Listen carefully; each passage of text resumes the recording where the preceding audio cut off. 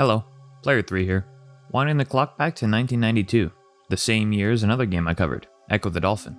But this time, a new genre, an interactive movie. More specifically, an interactive strategy movie. You know what I mean. It's...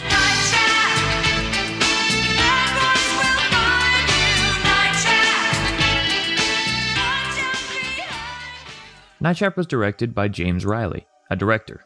That's not something you usually see listed for a video game. But then again, you don't usually see full-motion video games lining the shelves.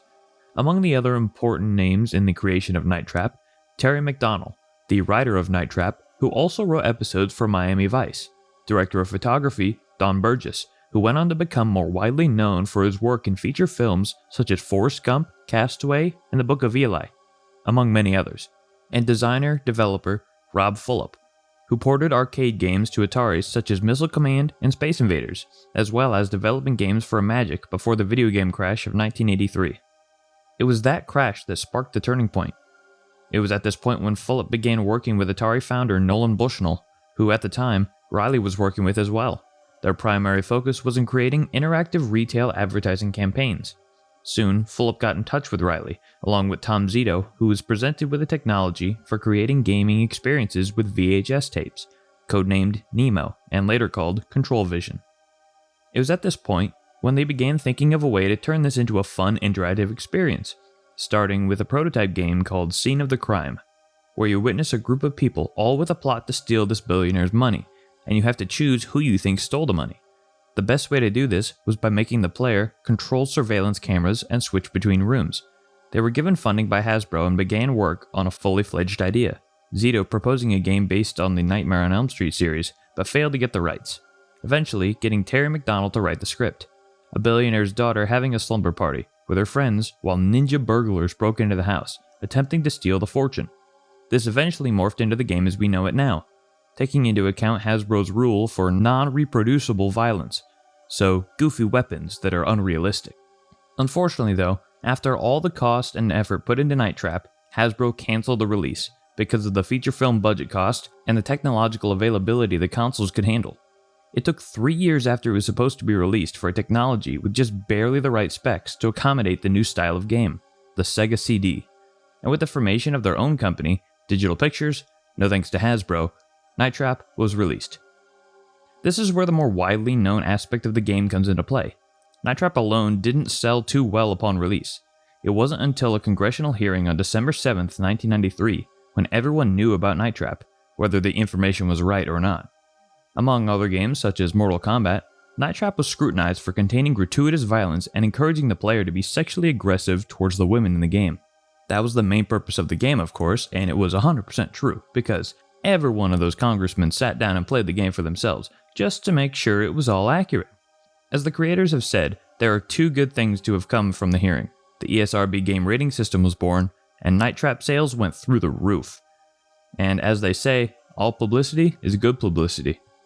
I don't even have to do this part, right? I mean, Congress said the plot already. The plot is to rape and kill the teenagers having a slumber party. As close to the actual plot as that is, I'll tell you the actual plot as the game tells it when you boot it up. I played the 25th anniversary version on Steam, and I know it differs slightly from the 1992 original, with some deleted scenes and whatnot, but that's what I'm going with. 5 teenagers have disappeared in the vicinity of the Lakeshore Winery house of Mr. and Mrs. Victor Martin. Scat, hold up. I want to mention this real quick. I don't like how the SWAT team is called Scat. If you know what I mean, then you know. But did they know? Because, well, I guess we'll never know, because I wasn't about to go through extensive research on the origin of the scat fetish.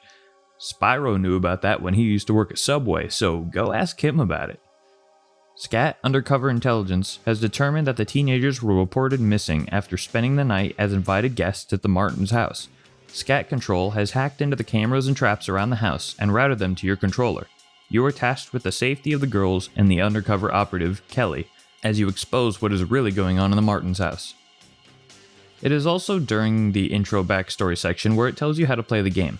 It is very simple. You are in control of the surveillance cameras, so you have to switch between them by dragging and clicking your mouse over the room you want to view. In this sense where you don't move your character, just your view, it felt a lot like Five Nights at Freddy's at this point. Plus, the trap aspect made it feel a lot like Home Alone. Plus, the horror B-movie feel of it all kind of felt like Friday the 13th or something. Just put those together and boom, it's... For real though, that's about it on controls. Check the rooms for the bad guys, the augurs, more on that later, and as long as you have the right color code which you acquire from listening to the story, once the blinking light turns red, you can trap those augurs. The HUD shows you how many there have been and how many you've trapped. That's where we'll transition into the game itself, trapping the augurs.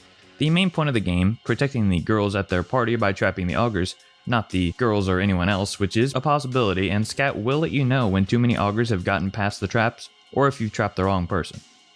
Let's take a step back though. Unlike the original version, the 25th anniversary version I played had an opening cutscene setting up the game for you.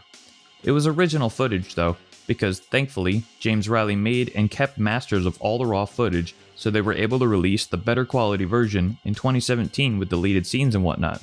From here, you are thrown into the game. You have to figure out what to look for and what to listen to on your own. It's all trial and error. I started writing down the order the augurs appeared and kept playing it through until I was able to get to the end, and then played through some more to get a perfect score. The game itself isn't that long. It's the replaying that takes the longest. Overall, it only took me about 4 hours. At this point, the Martins were talking about leaving their kids alone for the night while Sarah's friends come over.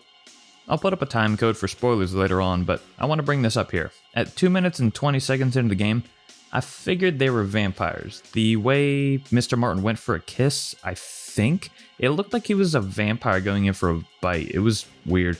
So if someone with no knowledge of a game can crack that code so early, then it's not really a spoiler. We then met all the girls and see Kelly for the first time, the only real big-name actor in this, Dana Plato from Different Strokes. She talks directly to the cameras, which is you, the player, because she's undercover. She does this a few times throughout the game. I will say, it's hard to listen to the story and focus on trapping enough augurs to progress, but that's where the trial and error comes in. Listening to something, missing something else, then going back and trapping the augurs during those conversations, since you now know what was said. Next up was this distraction here. A cool song, I love it, but the scene really is just a distraction from a bunch of augurs that needed to be trapped throughout the house. There are some augurs that show up too that are just distractions.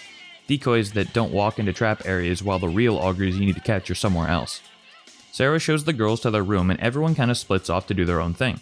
Now the famous scene, the extremely gruesome, violent, overly sexual scene.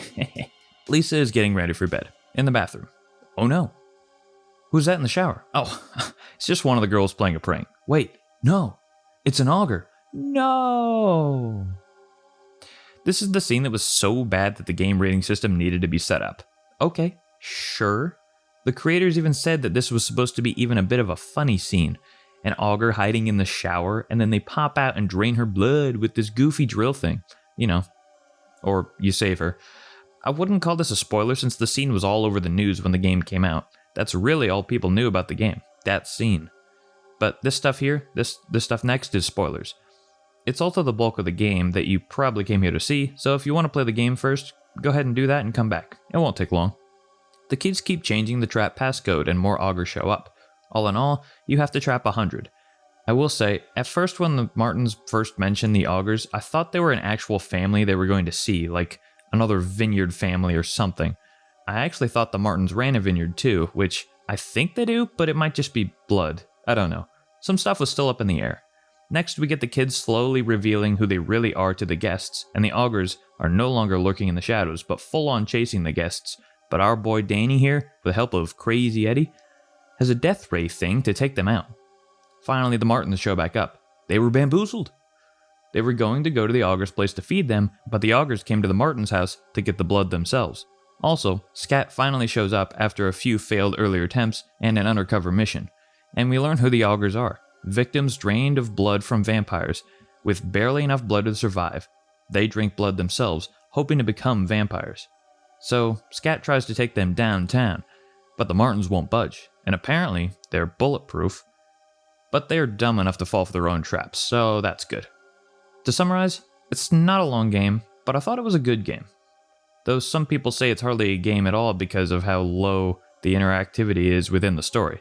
But based on my prior knowledge of what the game was about, it exceeded my expectations. I really liked it. But before I get to what I think about the game after playing it, I want to briefly bring up what I thought about it before I even opened it for the first time. A comparison of my thoughts prior to playing it and the reality of it after the fact. Before, from what I heard, which wasn't much, pretty much that it was just an interactive movie and that it sparked the ESRB rating system for games, I would have thought that I'd end up placing it with a rating somewhere between It Came from the Desert and Link's Awakening DX. Closer to It Came from the Desert though. Definitely not top 5. I also thought the voice acting was going to be stiff like the first Resident Evil. Something of that sort. But I was wrong about that, among other things.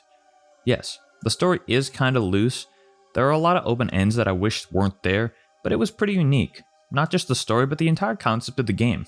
I give it props for that. What else can I say about Night Trap, other than I really liked it? Like, call me a sucker for the 80s and 90s B-movies style of things. A certain amount of them, at least. They have a certain charm to them, like Buckaroo Banzai or the Evil Dead movies or Flash Gordon. Night Trap is the same charm. I really liked it. All I have left to do is rate it then. 8 out of 10. Really, it's at a 9.5 because there's really no perfect game. The out of 10 part is really just a placement for perfection, which no game will get, but 9.5 is the best I'm giving a game. As close to perfect as I can realistically get. So for games of that same year, Night Trap takes the cake. For the same genre, well, we'll have to see once I play more interactive movies. Leave your suggestions in the comments. And for the same platform, same deal. Only one on the Sega CD so far. That about wraps it up. Ooh, one more thing. How the hell was Night Trap a part of the case for making the ESRB? It's not disturbing, like very little to it all. I could agree with putting it as a teen rating, which it was when it was re-released in 2017. Maybe, but that even seems a bit much. It's definitely not mature like it was given originally. I looked up movies that came out the same year, 1992, and if I were to place it at an age range between two movies, I'd say that Night Trap is a little bit more disturbing than Home Alone 2, but less disturbing than Batman Returns. Home Alone 2 is PG, and Batman Returns is PG-13. And I've seen some mature games. This is coming from the same decade where all the adults thought Magic the Gathering was an actual cult ritual thing to summon demons. They were all fucking idiots in the 90s. So what did I expect? Okay, that's enough. See you next time. And let me say that for the record, I want to state that Night Trap will never appear on a Nintendo system.